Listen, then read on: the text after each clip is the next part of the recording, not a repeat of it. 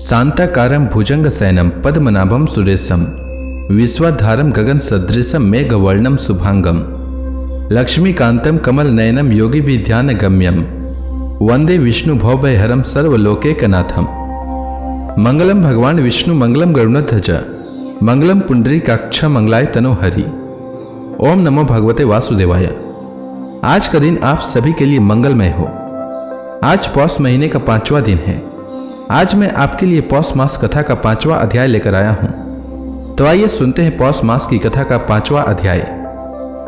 श्री सूत जी आगे कहते हैं, सृष्टि के आरंभ में भगवान को लोकों के निर्माण की इच्छा हुई। इच्छा होते ही उन्होंने महत्त्व आदि से निष्पन्न पुरुष रूप ग्रहण किया। उसमें 10 इंद्रियां, 1 मन और 5 भूत, ये 16 कलाएं थी। उन्होंने कारण जल में शयन करते हुए जब योग निद्रा का विस्तार किया, तब उनके नाभि सरोवर में से एक कमल प्रकट हुआ और उस कमल से प्रजापतियों के अधिपति ब्रह्मा जी उत्पन्न हुए। भगवान के उस विराट रूप के अंग प्रत्यंग में ही समस्त लोकों की कल्पना की गई है। वह भगवान का विशुद्ध सत्वमय श्रेष्ठ रूप है। योगी लोग दिव्य दृष्टि से भगवान के उस रूप का दर्शन करते हैं। भगवान का वह रूप हजारों पैर, जांघें, भुजाएं और मुखों के कारण अत्यंत विलक्षण है। उसमें सहस्त्रों सिर, हजारों कान, हजारों आंखें और हजारों नासिकाएं हैं। हजारों मुकुट, वस्त्र और कुंडल आदि आभूषणों से वह उल्लसित रहता है। भगवान का यही पुरुष रूप, जिसे नारायण कहते हैं, अनेक अवतारों का अक्षय कोश है। इसी से सारे अवतार प्रकट होते हैं। इस रूप के छोटे से छोटे अंश से देवता, पशु पक्षी और मनुष्य आदि योनियों की सृष्टि होती है।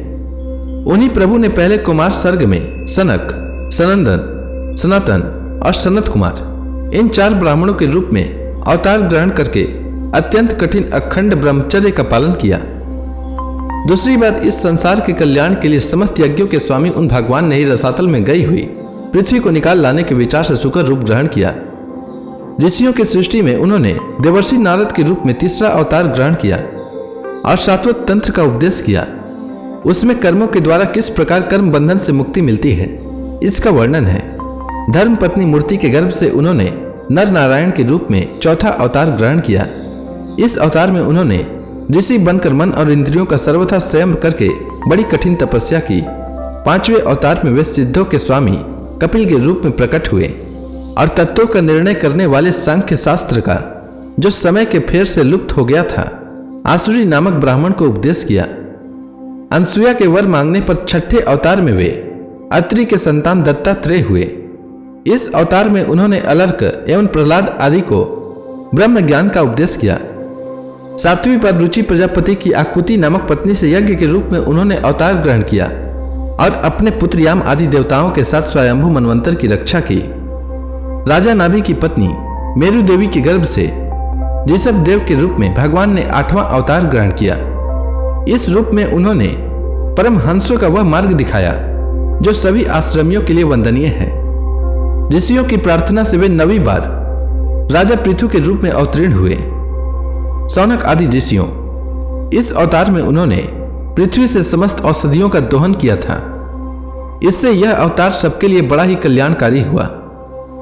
चाक्षुष मनवंतर के अंत में जब सारी त्रिलोकी समुद्र में डूब रही थी, तब उन्होंने मत्स्य के रूप में 10वां अवतार ग्रहण किया और पृथ्वी रूपी नौका पर बैठाकर अगले मनवंतर के अधिपति वैवस्वत मनु की रक्षा की। जिस समय देवता और दैत्य समुद्र मंथन कर रहे थे, उस समय 11वां अवतार धारण करके कच्छप रूप से भगवान ने मंदराचल को अपनी पीठ पर धारण किया। 12वीं बार धन्वंतरी के रूप में अमृत लेकर समुद्र से प्रकट हुए और 13वीं बार मोहिनी रूप धारण करके दैत्यों को मोहित करते हुए देवताओं को अमृत पिलाया।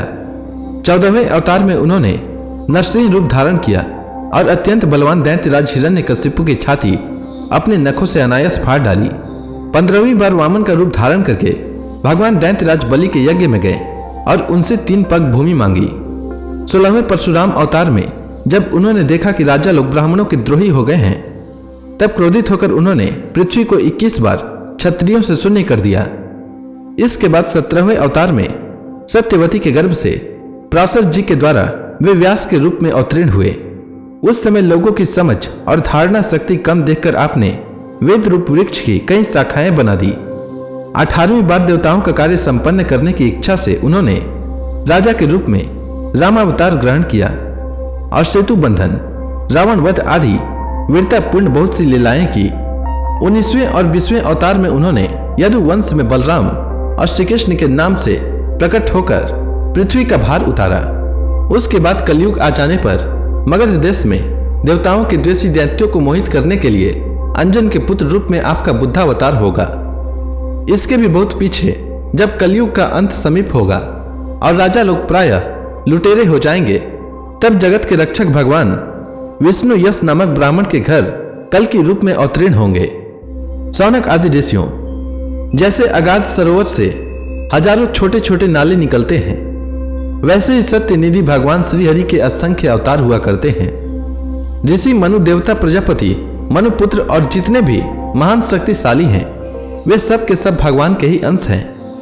ये सब अवतार तो भगवान के अंशावतार अथवा कलावतार हैं, परंतु भगवान श्री कृष्ण तो स्वयं भगवान ही हैं। जब लोग दैत्यों के अत्याचार से व्याकुल हो उठते हैं, तब युग युग में अनेक रूप धारण करके भगवान उनकी रक्षा करते हैं। भगवान के दिव्य जन्मों की यह कथा अत्यंत गोपनीय रहस्यमयी है। जो मनुष्य एकाग्र चित्त से नियम पूर्वक सायंकाल और प्रातःकाल प्रेम से इसका पाठ करता है या श्रवण करता है, वह सब दुखों से छूट जाता है। प्राकृत स्वरूप रहित चिन्मय भगवान का जो यह स्थूल जगदाकार रूप है, यह उनकी माया के महत्त्व आदि गुणों से भगवान में ही कल्पित है। इस स्थूल रूप से परे भगवान का एक सूक्ष्म अव्यक्त रूप है, जो न स्थूल की तरह आकार आदि गुणों वाला है और न देखने सुनने में ही आ सकता है। वही सूक्ष्म शरीर है। आत्मा का आरोप या प्रवेश होने से यही जीव कहलाता है और इसी का बार बार जन्म होता है। भगवान की लीला अमोघ है। वे लीला से ही इस संसार का सृजन, पालन और संहार करते हैं, किंतु इसमें आसक्त नहीं होते। प्राणियों के अंतःकरण में छिपे रहकर ज्ञानेंद्रियों और मन के नियंता के रूप में उसके विषयों को ग्रहण भी करते हैं, परंतु उनसे अलग रहते हैं। वे परम स्वतंत्र हैं। ये विषय कभी उन्हें लिप्त नहीं कर सकते। जैसे अनजान मनुष्य जादूगर अथवा नट के संकल्प और वचनों से की हुई करामातों को नहीं समझ पाता, वैसे ही अपने संकल्प और वेदवाणी के द्वारा भगवान के प्रकट किए हुए इन नाना नाम और रूपों को तथा उनकी लीलाओं को कुबुद्धि जीव बहुत सी तर्क युक्तियों के द्वारा नहीं पहचान सकता। चक्रपाणी भगवान की शक्ति और पराक्रम अनंत है, उनकी कोई था नहीं पा सकता। वे सारे जगत के निर्माता होने पर भी उससे सर्वथा परे हैं। उनके स्वरूप को अथवा उनकी लीला के रहस्यों को वही जान सकता है जो नित्य निरंतर निष्कपट भाव से उनके चरण कमलों की दिव्य गंध का सेवन करता है या सेवा भाव से उनके चरणों का चिंतन करता रहता है। शौनक आदि ऋषियों, आप लोग बड़े ही सौभाग्यशाली तथा धन्य हैं, जो इस जीवन में और विघ्न बाधाओं से भरे इस संसार में समस्त लोकों के स्वामी भगवान श्री कृष्ण से अनन्य प्रेम करते हैं। भगवान वेद व्यास ने यह वेदों के समान भगवत चरित्र से परिपूर्ण भागवत नाम का यह पुराण बनाया है। उन्होंने इस कल्याणकारी और महान पुराण को लोगों के परम कल्याण के लिए अपने आत्मज्ञानी शिरोमणि पुत्रों को ग्रहण कराया। भगवान श्री कृष्ण जब धर्म, ज्ञान आदि के साथ अपने परम धाम को पधार गए, तब इस कलयुग में जो लोग अज्ञान रूपी अंधकार से अंधे हो रहे हैं, उनके लिए यह पुराण रूपी सूर्य प्रकट हुआ है। शौनक आदि ऋषियों, जब महातेजस्वी श्री सुखदेव जी महाराज इस पुराण की कथा कर रहे थे, तब मैं भी वहां बैठा था।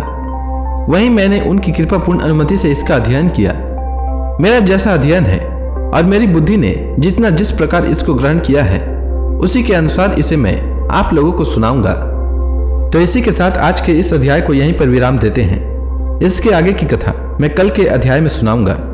तब तक के लिए भगवान हरि का नाम लेते रहें। तो प्रेम से बोलिए विष्णु भगवान की जय, श्री कृष्ण भगवान की जय, लक्ष्मी माता की जय, तुलसी माता की जय, समस्त देवी देवताओं की जय।